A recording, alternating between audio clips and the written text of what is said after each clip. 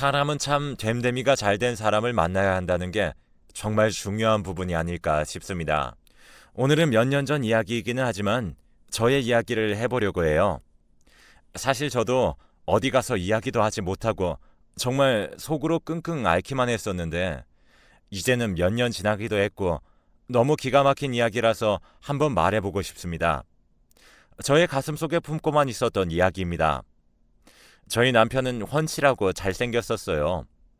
누가 봐도 잘생겼다고 이야기를 할 정도로 그렇게 생겼었죠. 물론 저도 처음 보고 두근거리는 마음을 숨기긴 힘들었습니다. 그 사람도 저를 보고 같은 감정을 느꼈을 테죠. 하지만 저는 옛말이 틀린 게 없다고 생각을 하는 사람이었고 그 사람을 보고 잘생겼고 설레기도 했지만 내 사람은 아니라고 생각을 했었죠. 흔히 말하는 얼굴값 한다고 하잖아요. 그래서 그런지 저는 내키지 않았습니다. 그런데 점차 하는 짓을 보면 마음이 안 갈 수가 없더라고요. 처음에는 남편이 먼저 이야기를 건넸고 그리고 나중에는 제가 훨씬 더 많이 좋아했습니다. 그렇게 저희는 연애를 시작했습니다. 물론 남편에게 여자가 없었던 것은 아닙니다. 잠시의 바람은 있었지만 저는 그걸 모른 척하고 넘어갔죠. 결국에는 저에게 돌아왔으니까요. 그때 이후로 다시는 이런 일이 없을 거라 생각을 하며 그렇게 저희는 결혼을 했습니다. 막상 결혼을 하려고 보니 남편은 부모님도 없었고 정말 혼자더라고요. 사람을 참 좋아하는 사람이었는데 그 이유도 알 수 있었습니다. 어릴 때부터 워낙 어렵게 커서 그런지 사람의 품이 그리웠다고 해야 할까요? 사람들이 늘 저희를 보면서 하는 소리가 저는 약간 엄마 같고 남편은 아들 같다는 소리를 많이 했었어요. 그 정도로 저는 이 사람에게 유일한 사람이라 생각을 했고 엄마 같은 존재라고 생각을 했습니다. 저도 젊을 때는 칼같이 끊고 했었는데 이 사람을 만나고 많이 변했던 거죠. 그렇게 결혼을 하고 아이까지 낳고 저희는 잘 살고 있었습니다.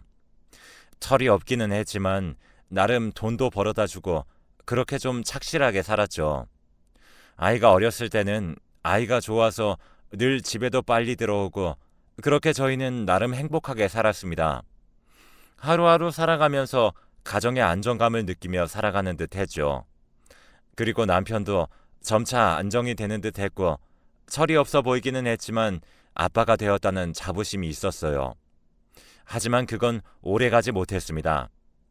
자신이 다니고 있는 회사의 신입사원과 바람이 났던 것이죠. 그것도 철저하게 관리를 하면 모를까 참 허술한 사람이었습니다. 동료가 눈치채고 저에게 말해준 것이죠. 아이 없고 바로 회사로 뛰어갔고 그 여자의 머리채부터 잡았습니다. 남편이 소식을 들었던지 불이 나게 달려오더라고요. 잘못했다고 회사에서 싹싹 빌고 그 여자도 싹싹 빌었습니다. 전에 바람 피운 전적이 있어서 그런지 저에게는 익숙했고 그저 돌아오기만 하고 가정을 지키면 된다고 생각을 했었습니다. 아이 같은 남편이었기에 제가 잡아줘야 된다고 생각을 했고 그렇게 싹싹 빌길래 저는 그쯤 해뒀어요. 어떻게 보면 그때 생각을 해도 제가 좀 정신 나갔던 것 같네요. 남편을 많이 좋아하기도 했고 철없는 행동이라고 생각하고 제가 조강지천이 아무데도 못 간다 생각을 했었던 모양입니다. 가정도 지켜야 했었고요. 그렇게 두 번째의 바람도 넘어갔습니다. 그 후로 저에게 얼굴을 들 수 없어서 회사를 못 다니겠다고 하더라고요. 그만둘 거라고 시위를 하는데 다음 날부터 출근을 하지 않는 것이었죠. 참 기가 찼습니다. 아이처럼 들어 누워버리는데 아들이 오히려 더욱더 듬직하더라고요. 참 아이 같았던 남편, 생각도 없었던 남편. 그렇게 저는 남편에게 아이를 맡겼습니다. 아이라도 봐줄 거냐고 물어보니 그렇게 하겠다고 하더라고요. 어쩌겠어요. 아이가 먹는 것도 있고 우리 세 식구 먹는 밥값도 있는데 돈을 안 벌 수는 없고 가장은 회사 안 나간다고 하고 결국 제가 나갔습니다. 남편만큼 벌어오진 못했지만 그래도 어느 정도 벌어왔어요. 저도 나름 한다면 하는 성격이라서 취직하고 흔히 말하는 부업도 하면서 그렇게 가정을 지켰습니다. 이렇게라도 가정을 지키면 된다고 생각했습니다. 남의 집은 남편이 술 먹고 때리고 한다고 하는데 저희 남편은 제 말은 어느 정도 들어먹는 사람이었거든요. 그렇게 몇 년이 흘렀습니다. 아이의 케어는 늘 남편이 하고 있었습니다. 그래도 나름 자기가 집안일 한다고 청소도 해두고 빨래도 해뒀습니다. 아이를 데리러 왔다가 데리고 오고 그런 일들은 잘하더라고요. 제가 시킨 일은 잘하는 사람이었죠. 그러던 어느 날 몸이 너무 안 좋은 날이 있었습니다. 정말 머리 핑핑 돈다고 하는 말이 맞더라고요. 계절이 바뀌는 시기였고 환절기라서 그런지 몸도 으슬으슬 안 좋더라고요.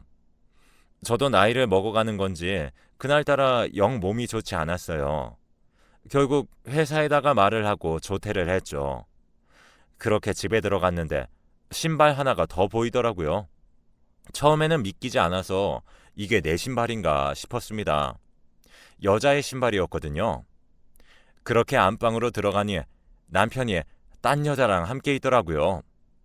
바로 들고 있던 가방부터 집어던졌고 남편이랑 여자 둘 다 깜짝 놀라서 저를 쳐다봤습니다. 그리고 남편은 또다시 찾아와서 손이 발이 되도록 빌기 시작했죠. 그때도 참 웃겼던 게 남편이 먼저 와서 무릎 꿇고 싹싹 비는데 여자가 어리둥절해 있으니까 얼른 와서 비르라고 막 시키더라고요. 그런 거 보면서 저는 또 바보같이 그래도 얘는 나밖에 없구나 싶었습니다. 그냥 스쳐가는 인연이라고 나는 당신밖에 없다고 이야기를 하는데 또 그 말을 믿었어요. 싹 정리하겠다는 그 말을 믿었죠. 남편은 빌기를 정말 잘하는 사람이었어요. 그날 욕하고 난리를 쳤었습니다. 벌써 세 번째 바람의 목격이기에 이번에는 조금 더 강하게 보여줘야겠다 생각을 하고 집 밖으로 쫓아냈습니다. 겨울이었는데 두꺼운 옷 하나 없이 쫓겨났던 남편. 그렇게 남편은 딴 데도 가지 않고 집 앞에서 저를 기다리더라고요. 또 그게 마음이 약해져서 새벽 4시쯤 감기 걸릴까봐 열어줬습니다. 진짜 한 번만 더 하면 이혼이라고 그렇게 이야기를 했습니다. 거의 한 달간의 냉전을 가지고 그렇게 풀어졌습니다. 참 이렇게 보니 제가 바보 같네요. 처음에 직감이 맞았는데 그걸 이기지 못하고 이 사람을 만나서 저는 그렇게 남편이 아니라 아들처럼 그렇게 키웠습니다. 바람을 혼내서 잡았고요. 돈도 벌어오지도 않았어요. 그래도 그 사람 좋다고 생각을 하고 붙잡고 늘어졌습니다. 술도 안 먹고 때리지 않았으니까요. 지금 생각해보면 그런 것도 너무 당연한 건데 저는 이 사람밖에 없어서 그런지 그런가 보다 하고 다 넘어갔었어요. 그 다음부터는 또 잘하더라고요. 남편이 참 잘하는 게 바로 저에게 잘해준다는 것이었습니다. 돈은 못 벌어도 애교도 많았고 이야기도 잘했습니다. 사람을 좋아하는 만큼 사람을 끌어당길 줄 아는 사람이었죠. 그렇게 또 하루하루가 사라지는 듯 했습니다. 그리고 세 번째 바람으로 약속을 받아냈던 게 바로 취직이었습니다. 막노동을 하러 가든 어쩌든 돈을 벌어오라고 했습니다. 저도 회사를 그만둘 테니 돈 벌어오라고 그렇게 말했죠. 잘못한 게 있어서 그런지 순순히 알겠다고 하더라고요. 몇 날 며칠 그렇게 일을 알아보고 하더라고요. 저는 남편이 일을 구했다고 하면 그만둘 준비하고 이제는 아이를 좀 더 케어해야 하지 않을까 하는 생각이 있었습니다. 남편이 어느 날 취직을 하더라고요. 자그마한 공장이었지만 그래도 어느 정도 벌어오고 일하는 시간도 길었지만 그렇게 해서라도 가장의 노릇을 해줬으면 했습니다. 그리고 엄마 없이 크는 아이가 많이 신경이 쓰였거든요.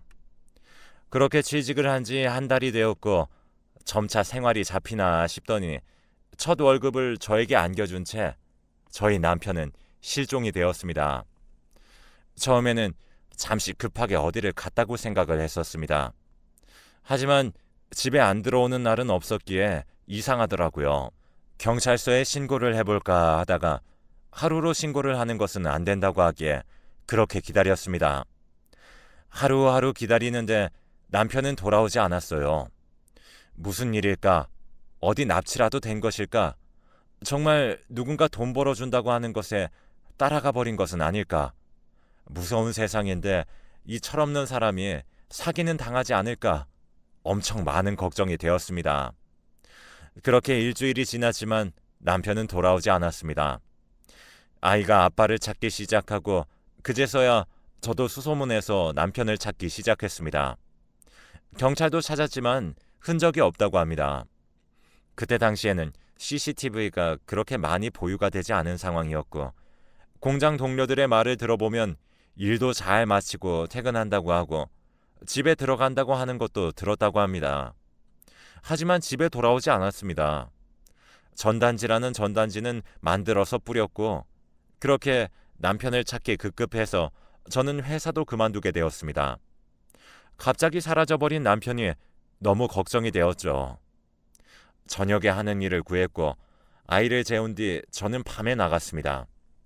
낮에는 아이와 함께 전단지를 돌리러 가고 밤에는 야간 일을 했습니다. 고되었지만 어딘가에서 살아있는지도 죽었을지도 모를 남편 때문에 정말 하루하루 눈물이었습니다.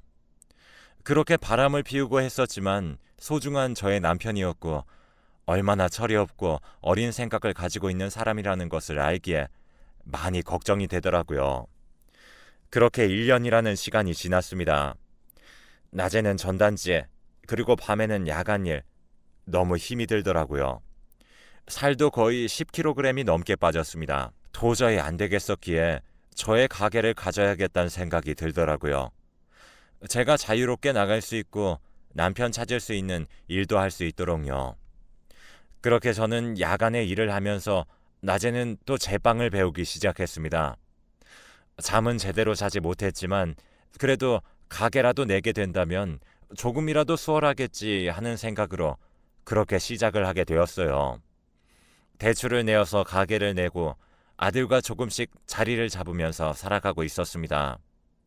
물론 남편은 그때까지도 소식이 없었고 저는 계속해서 그를 찾아 헤맸죠. 밤에는 꿈도 꾸었는데 그가 어디선가 살려달라고 이야기를 하고 저는 암흑 속에 갇힌 어딘가에서 소리를 지르며 그를 찾아다니는 꿈을 꿨습니다. 참, 어떻게 그렇게 사람이 하루아침에 실종이 되다니요. 모진 말을 했던 것도 미안하고 내가 일하러 나가라고 해서 그렇게 된 것인가 싶어서 죄책감도 있었어요. 아이가 날마다 아빠를 찾았는데 차마 어떠한 이야기도 할 수 없었죠. 가게도 어느 정도 자리를 잡혀가면서 저는 계속해서 남편을 찾았습니다. 정말 남편은 어디론가 솟아버린 건가 싶을 정도로 소식이 없었습니다. 경찰서에서 남자 시신이라도 나왔다고 연락 오면 혼비백산해서 가는 날들도 많았고 꿈에서는 남편이 죽어서 저를 원망하는 꿈도 꾸기도 했죠. 하루하루 지나갈수록 내 탓이라고만 생각이 들었고 차라리 죽었다고 하면 포기가 될 텐데 어떠한 소식조차 없으니 답답해서 미칠 노릇이었습니다. 그렇게 시간은 3년이라는 시간이 지났습니다. 저도 3년이라는 시간이 흐르니까 점차 포기를 하게 되더라고요. 그렇게 거의 포기한 채로 저는 아이를 키우면서 가게에 매달렸고 아이도 점차 아빠를 잊어가고 있었죠. 3년은 진짜 계속해서 찾았고 결국 2년이라는 시간은 전단지만 의무적으로 돌릴 뿐 돌아온다는 기대는 하지 못했던 것 같습니다. 하지만 저 때문이라는 생각에 놓을 수도 없었고 하루하루 악몽에 시달리면서 그렇게 살고 있었습니다. 그러던 어느 날이었어요. 오랜만에 친구랑 연락이 닿아서 이야기를 하는데 저의 결혼식도 참가를 했던 예전 친구가 죽었다는 겁니다. 그것도 교통사고로 말이죠. 그동안 남편 때문에 정신도 못 차리고 결혼하고 거의 못 보다시피 했었는데 정말 예쁘고 잘 사는 친구였고 능력도 있는 친구였거든요. 남편과도 함께 본 적이 있었는데 그렇게 그 친구가 갔다고 하니 정말 씁쓸했습니다. 사람 가는 게 이렇게 순서가 없구나 싶기도 하고 저희 남편은 살았는지 죽었는지 알 길이 없으니 더욱더 답답했죠. 그날 그 친구를 생각하면서 참 많이 울었고 남편도 생각나서 많이 울었어요. 그럴 때마다 달래주는 우리 아들, 어느덧 커서 저를 달래주기까지 하더라고요. 그렇게 하루하루 버티다시피 살았습니다. 혹시라도 살아있다는 희망은 끝까지 버리지 않았어요. 그가 돌아가게 된다면 더욱더 잘해줘야지 하는 생각으로 그렇게 버텼습니다. 물론 안 돌아온다는 가능성이 크다는 걸 알고 있었지만요. 시신이라도 찾고 싶었습니다. 그렇게 한 달 정도 지났을까요? 거짓말처럼 저희 가게 앞에 남편이 나타났습니다. 진짜 산거지 꼴을 하고 말이죠. 살도 많이 빠졌고 못 알아볼 뻔했는데 그가 제 이름을 부르는 것에 모든 것이 멈췄습니다. 저의 이름을 힘없는 목소리로 부르는데 저는 남편의 목소리를 듣자마자 가게 앞을 치우려고 가져갔던 빗자루도 모두 다 던져두고 그렇게 남편에게 가득 안겼습니다. 혹시라도 꿈일까, 놓치지는 않을까, 없어지진 않을까 하는 생각으로 그렇게 가득 껴안았습니다. 꿈이 아니더라고요. 몇 년 동안 그렇게 잊고 있었던 그의 채취에 그대로 느껴졌습니다. 며칠을 씻지 못한 건지 냄새가 나는 것도 저에게는 현실적으로 받아들여지더라고요. 그런 냄새조차 좋았습니다. 기적도 그런 기적이 없었어요. 거의 6년 만이었습니다. 어느 날 갑자기 사라졌고 어느 날 갑자기 나타난 남편. 그렇게 저는 남편을 집으로 들였고 일단 냄새가 너무 나니 씻으라고부터 했습니다.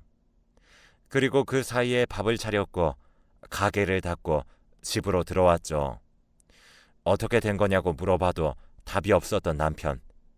그렇게 일단 밥부터 주는 게 맞는 것 같아서 집에 있는 모든 반찬들을 꺼내어 밥부터 시작했습니다. 어느 정도 다 차리고 나니까 남편이 슬그머니 나오더라고요.